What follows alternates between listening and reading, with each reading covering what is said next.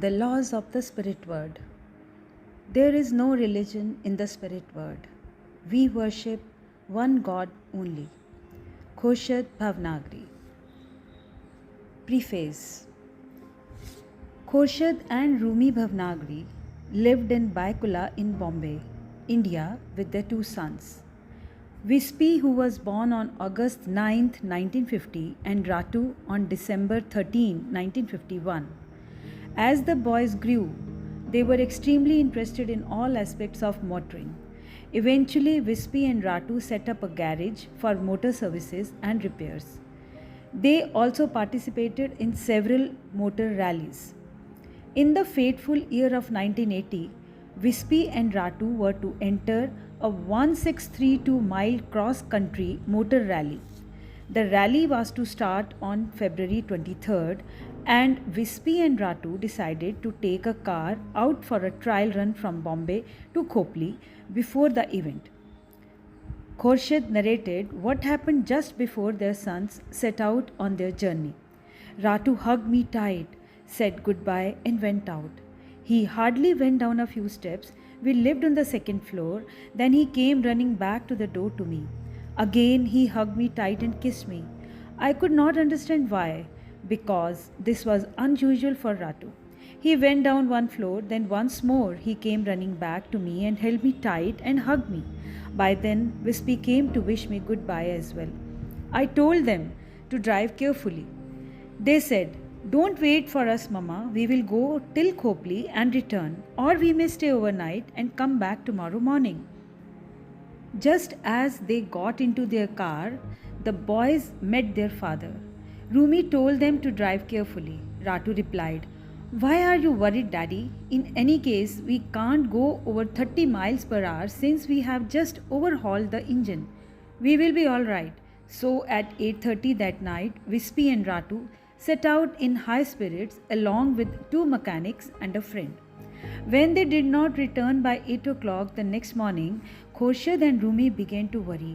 At 8:30 am, a mechanic from the boys' garage came over saying that there had been an accident somewhere near Khopoli and that both Wispy and Ratu were in hospital. Rumi rounded up a few friends and sped towards the accident site at Khopoli. There they found Wispy and Ratu's car smashed into a tree. Nobody was around, but they learned that the boys had been rushed to the hospital a few minutes away. When Rumi got to the hospital, he was told that both Wispy and Ratu had been killed on the spot, but the other occupants of the car had escaped with minor injuries. Rumi asked the mechanics what had caused the accident. All they said was, "We were asleep one minute and the next minute there was a crash." Everything felt unreal to Rumi. He was fortunate to have his friends and neighbors with him to help with the formalities in the hospital. With a heavy heart, he returned home and wondered how to break this tragic news to his wife. As Rumi painfully climbed the stairs to his apartment, Khorshid kept asking him from the landing, "Why have you taken so long? Where are Wispy and Ratu? Why can't you move faster?" When Khorshid heard the news, she broke down.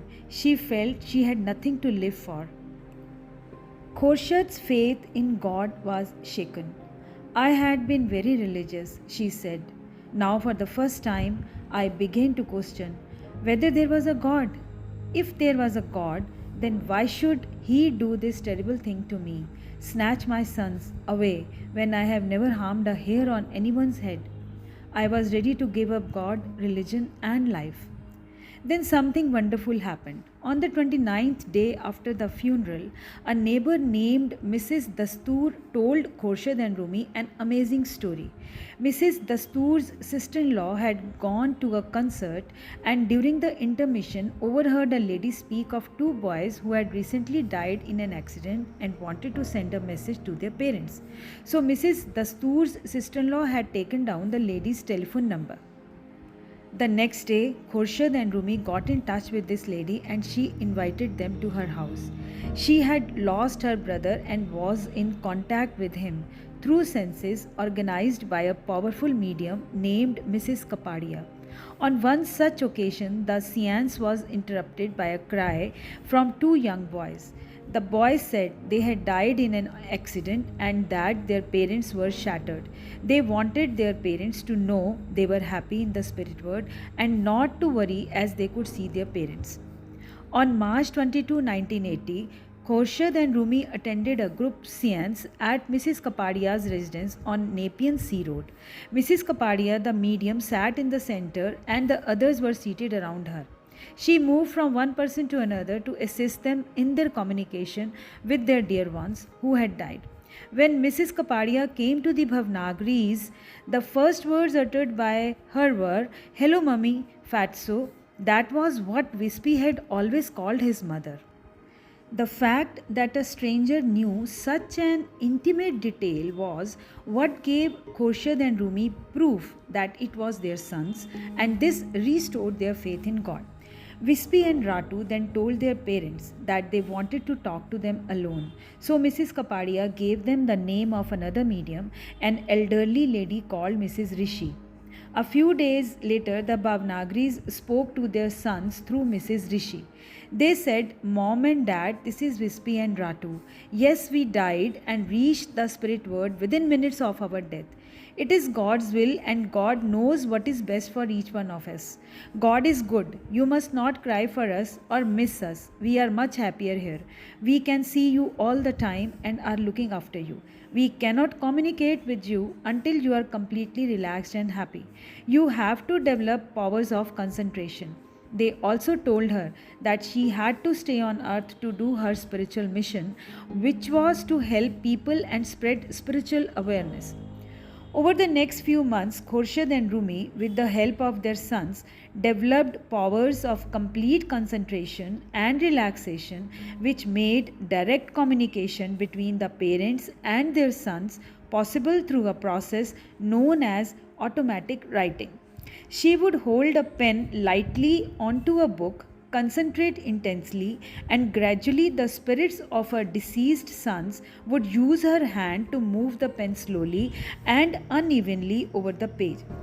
At first, there were mere scratches, but with days of practice, words formed and she could ask questions aloud, to which the answers would come, written onto the book. Shortly after the boy's death, a very unfortunate family problem arose and Khorshid and Rumi had to resort to litigation. Contrary to the advice of some lawyers who said they should not fight the case, Khorshid and Rumi chose the lawyer on the advice that their deceased sons conveyed to them telepathically. To their surprise, against all odds, the litigation came to a successful conclusion. This was one more sign that the Bhavnagris were indeed being guided and protected. After some time, Wispy and Ratu conveyed to their parents a desire to dictate by the same process of automatic writing and then telepathically a book containing the laws of the spirit world, for which they had obtained special permission from higher souls. They thought it would be of considerable benefit to human beings on earth to know the true laws of God and the spirit world, which, if followed, would help them advance spiritually. It was the desire of Wispy and Ratu that the book be dictated, published, and distributed widely. However, Wispy and Ratu were very clear that their teachings and beliefs were not to be forced on anyone. As friends and even strangers heard of Khorshid's communications with her sons, they came pouring in at the Bhavnagri residence. Khorshid and Rumi slowly realized that by reducing the pain of others through selfless service, their own pain was being considerably reduced. This was how they found solace after the death of their sons. They provided guidance and comfort to both young and old. By sharing their story, they prevented people who had suffered a similar loss from being consumed by sadness.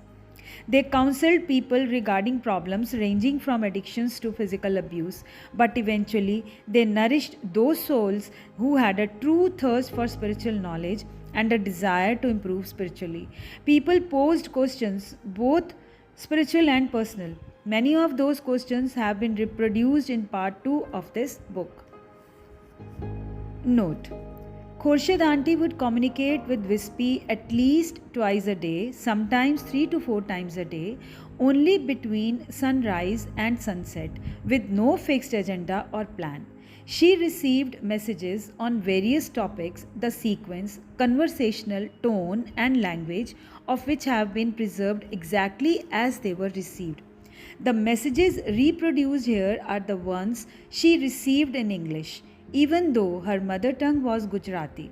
Therefore, due to her lack of fluency in English, the tone of some of the phrasing may come across as extremely strong. Part 1, Spirit Communications from the Journals of Khurshid Bhavnagri. April 14, 1981. The Real Laws of God. My dearest mom and dad, this is Wispy and Ratu speaking from the Spirit Word to make people on earth understand through you how to follow the right path, God Almighty's own path.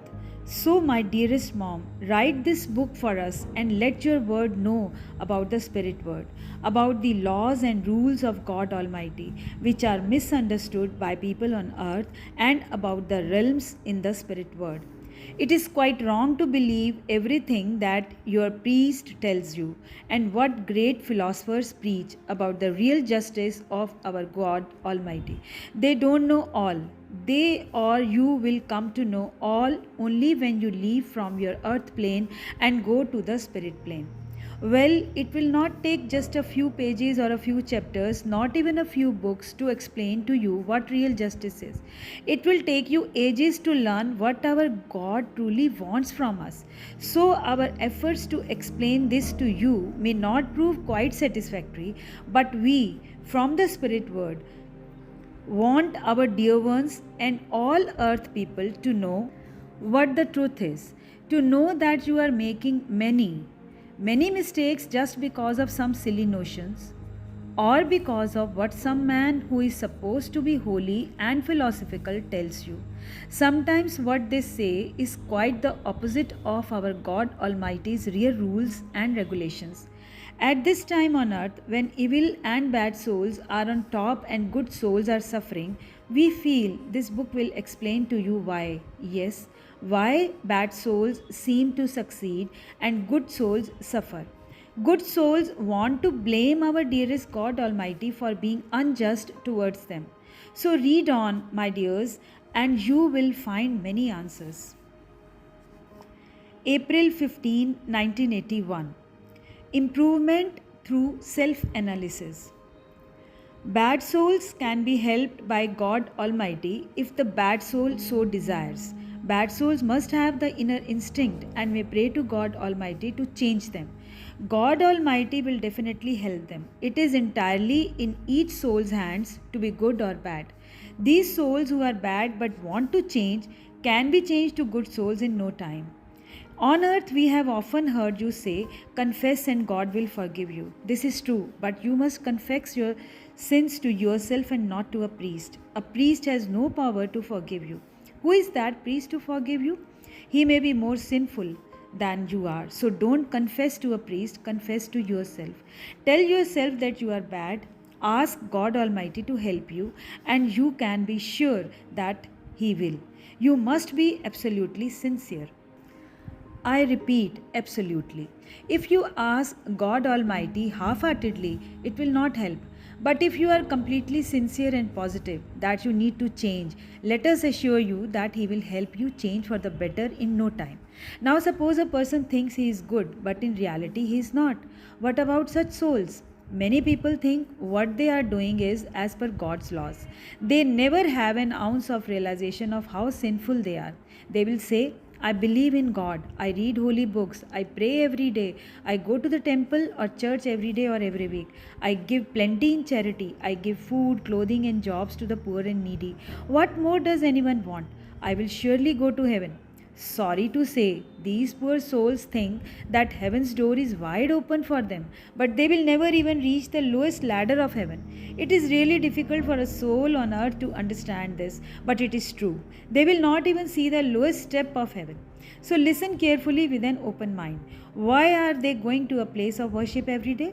Some go to show people around them that they are so pious that they think of God often. Ask yourself, can God Almighty ever be fooled? You can fool your fellow men, but you will never be able to fool God Almighty. You call yourself a God fearing person? If you really were a God fearing person, would you ever try to fool God?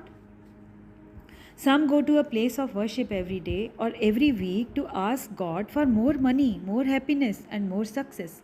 What is this? You are going there for your own selfish motive, not for God, but for yourself.